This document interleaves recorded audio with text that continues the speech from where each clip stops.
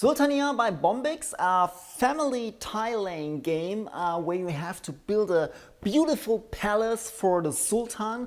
The whole game takes place in a 1001 Nights universe where you have all your favorite characters like Aladdin and Jafar and Ali Baba and stuff like that. So very nice family game with beautiful illustrations.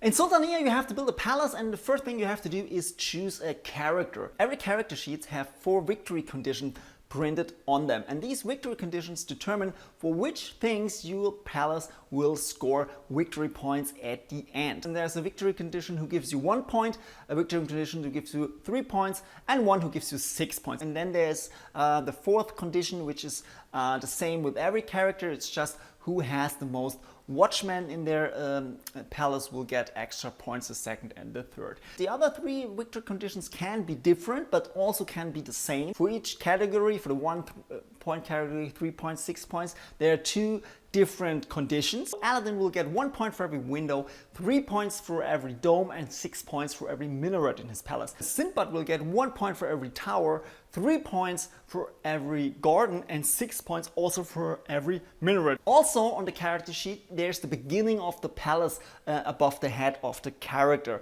Characters who have, for instance, already watchmen in the palace right from the start, like Jafar or Aladdin, for instance, has 0 watchmen, but he has already a dome which gives him 3 victory points. So also this kind of is different depending on which character sheet you choose. Before the game starts, every player also gets 2 secret victory conditions. So these are additional conditions who will give you points which only you know about. So nobody else can interfere with your building strategy to pursue these secret objectives. The game begins, and there are actually only 3 things you can do in Sultaniya. It's very easy. The main thing you do is you build your palace naturally, and if you do that you can choose from 4 different stacks of tiles, and these 4 different stacks represent the 4 different levels of your palace. It's the ground level, the first level, the second level, and the roof level. Of course you have to build from bottom up to the top. You can't build a roof without the 3rd floor. In your main action you first choose the stack you want to uncover tiles from, then you uncover up to 3 tiles, pick 1 tile and build it in your palace. But the important thing is, these tiles you build in your palace, they have to fit beautifully, and that means you can't just kind of build a tower without top, 1/2 of a gate, and then there's a wall or something like that. You can't do that. Also on the 2nd level, where it comes to the roof, there's open roofs and there are closed roofs, and of course you have to build accordingly. And this leads to the fact that every palace in Sultaniya looks gorgeous because everything fits because of this simple rule. First, it's a little tricky to understand and to see because it's kind of small, some elements, but after a very short period of time it's really easy and you know what fits and what doesn't. The second thing you can do is you can hire genies who help you build your palace.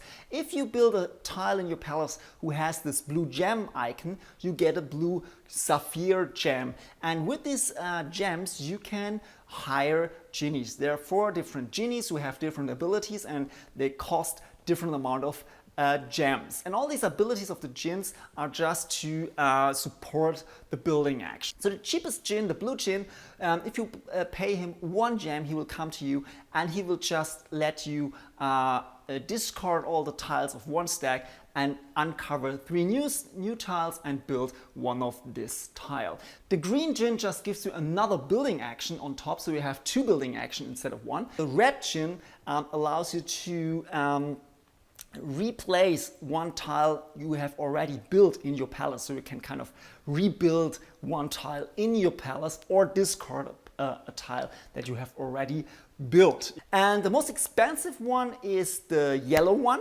He costs 3 gems, and he lets you search through an entire stack of tiles and pick 1 tile of your choice. This can be very strong because if you think about your 6-point objective, These minarets or gates, they always consist of 3 specific tiles, and sometimes it's difficult to find the one tile who fits to give you 6 points. And of course the yellow dschinn helps a lot with this, because you can search a whole stack, and if there's still one tile left that fits, you will get it. Third thing you can do is easy. You can just do nothing if nothing fits. That can happen sometimes, not often, but sometimes nothing will really help you. Then you can just quit your turn and you will get 2 gems as a reward. The game is over if one player manages to build 5 rooftops. This is a good rule because the rooftops are the most rewarding tiles.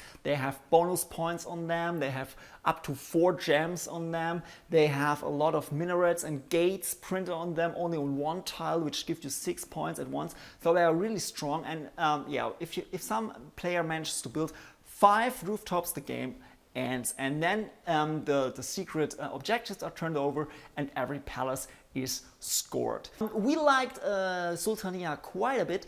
It's a beautifully designed family game. It's just a lot of fun just building your palace. The palaces are beautiful. It's just fun doing this game. On the negative side, probably the balance is not the very best. For instance, if you play with 3 people, you have always the problem that because for each category of victory points, there are only 2 variants. So for the 6-point objective, there is minarets and gates.